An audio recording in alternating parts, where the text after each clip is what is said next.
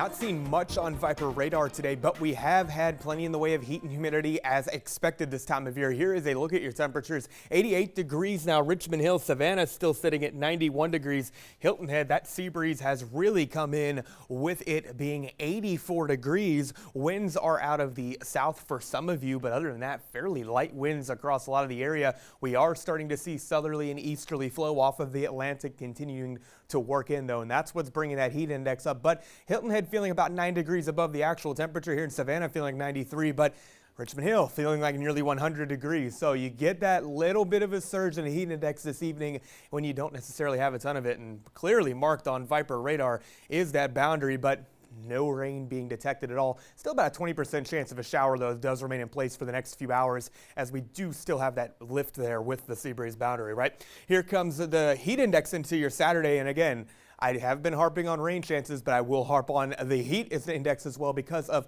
how uncomfortable it does feel out there. Your body doesn't cool as effectively when the humidity is up, so stay hydrated and do not overexert yourself, of course, as we are still pretty early into the hot season. This frontal boundary is decaying virtually overhead, but a lot of lift associated with it is bringing plenty of storms east of the Gulf Stream, but not necessarily a concern here just this moment. And we're going to generally have a fairly benign pattern of the next about 24 to 36 hours. That sea breeze again works in, not thinking much in the way of any activity. A warm start tomorrow, lower 70s inland, about mid to upper 70s right along the immediate coast. Hilton Head, there you are, starting the day at 77 degrees. This model does really overdo the heating tomorrow, though it will not be in the 90s by 11 a.m. But by noon or so, yes, absolutely. And there's that 20% or so chance of a shower, maybe a stray rumble of thunder, but not a ton in the way of vertical extent of cloud coverage expected. Now, here's what you deal with into Sunday. Notice how that wind flow shifts to southerly. That's what's going to bring in plenty of deeper tropical moisture as the Bermuda high really takes over our weather pattern.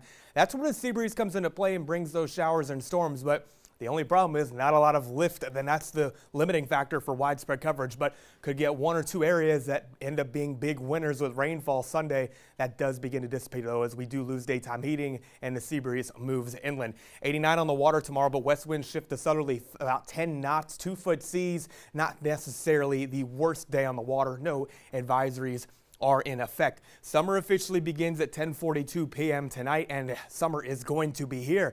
Not thinking anything other than very stray rain chances, though, with the forecast Monday through Wednesday. It is going to turn incredibly hot, though, with heat advisories possible Tuesday into Wednesday, with 95 feeling about 105 to 108 degrees. Ben, Tina? Definitely need to pay close attention and check on our older citizens as well to make sure they're okay. Absolutely. Okay, thank you so much.